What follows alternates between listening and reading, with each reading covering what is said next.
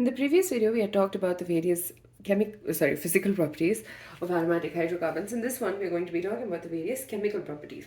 So, as we know, benzene, when we talked about the benzene structure and the resonance and all of that, if you recall, we talked about the fact that benzene prefers undergoing substitution reactions over addition reactions. So, generally, aromatic hydrocarbons undergo electrophilic substitution reactions.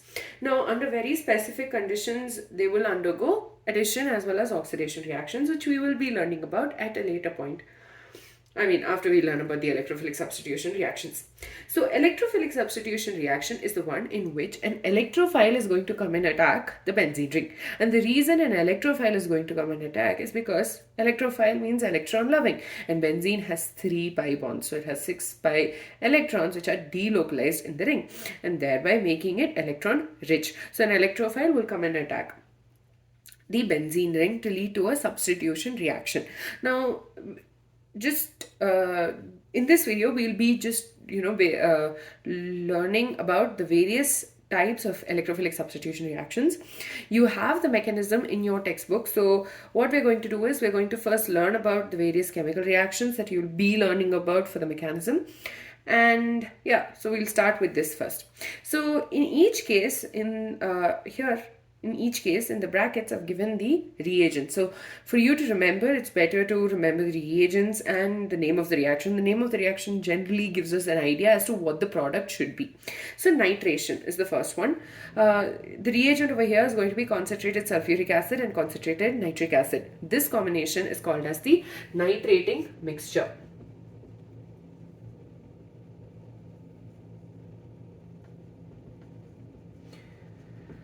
So what happens is benzene reacts with concentrated sulfuric acid and concentrated nitric acid, and as the name suggests, nitration is taking place, which means an NO2 is going to get introduced to the ring. So benzene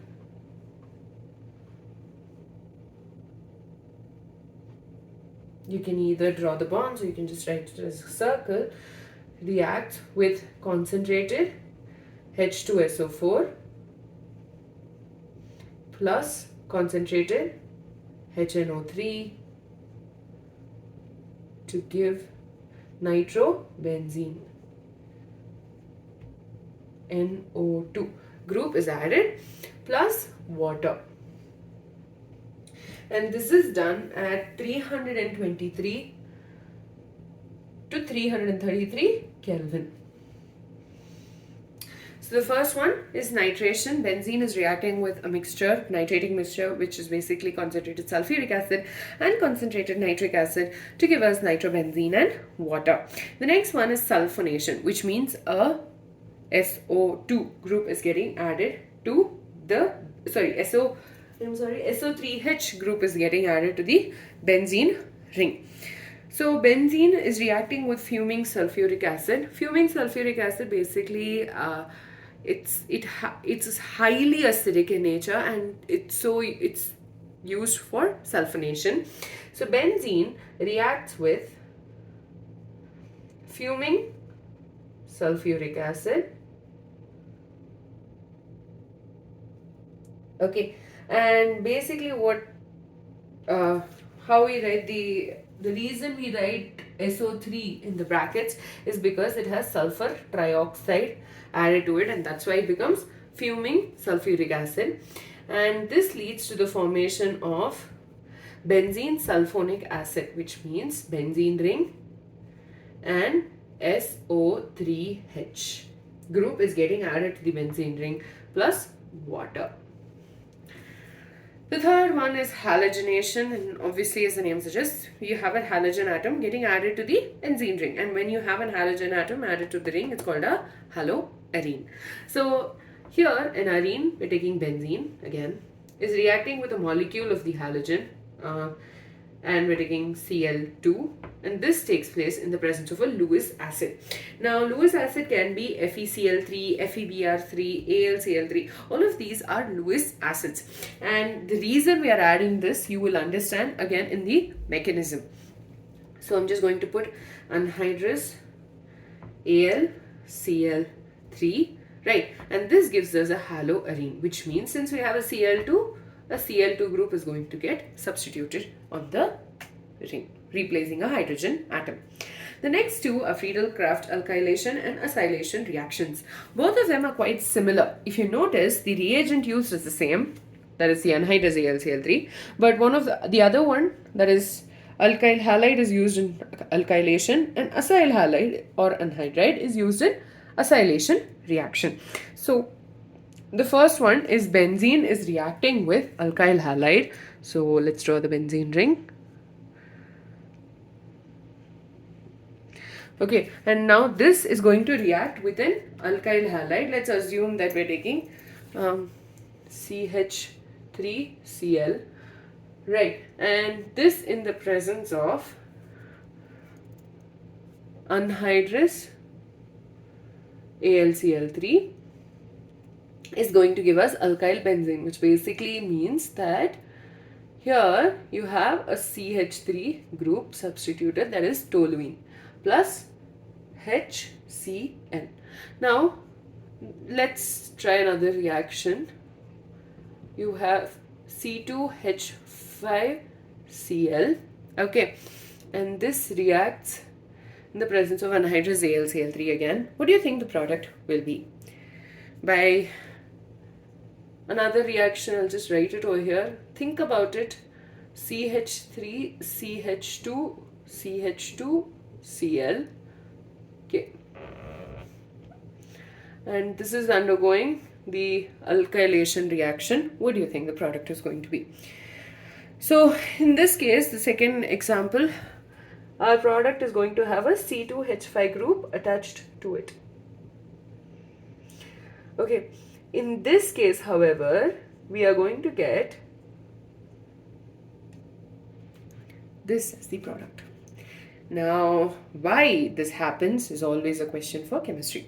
So this why part of this question I will be answering in the mechanism video.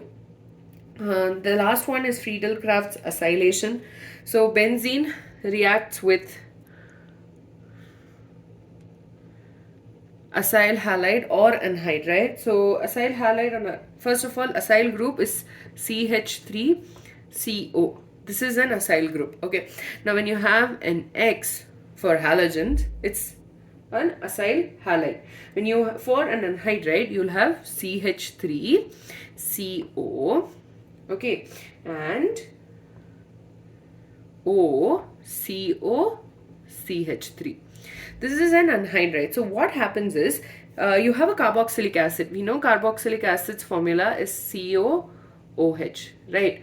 Now when OH has been replaced by a halogen atom, it becomes an acyl halide. When basically when two molecules of COOH fuse, they undergo dehydration and they give us this molecule that is an acyl anhydride. So here what happens is when you have a chemical reaction taking place, we are assuming that the first reaction is with CH3COCl, and the reaction conditions are going to be in the presence of anhydrous AlCl3, and so the reaction takes place, and this gives us an acyl benzene. So benzene COCH3 plus the byproduct over here is going to be hydrochloric acid. The other one where we have an acyl anhydride, benzene is going to react with the acyl anhydride, which is CH3COOCOCH3. Okay, and it's going to, oh, I'm sorry, you're supposed to add heat as well. It's getting heated in this process. So here also we are going to get the same product. The product is going to be the same, but the byproduct is going to differ. So this is anhydrous AlCl3 and heat. Okay, and so as I told you, the main product is going to be OCH3, but the byproduct is here, in this case it's going to be CH3COOH, which is acetic acid or ethanoic acid.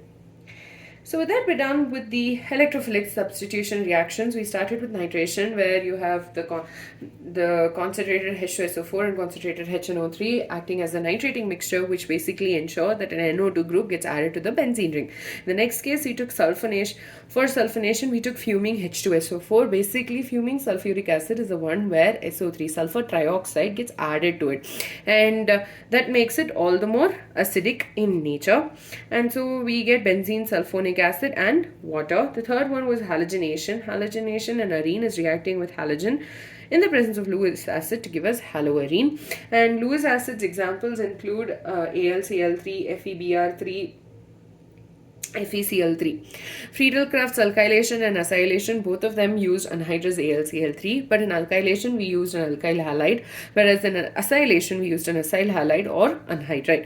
And we got the respective products. The reason we have a carbon, the second carbon atom attached to the benzene ring and not the first one, is to do with the mechanism, which I will be discussing at a later point in this series.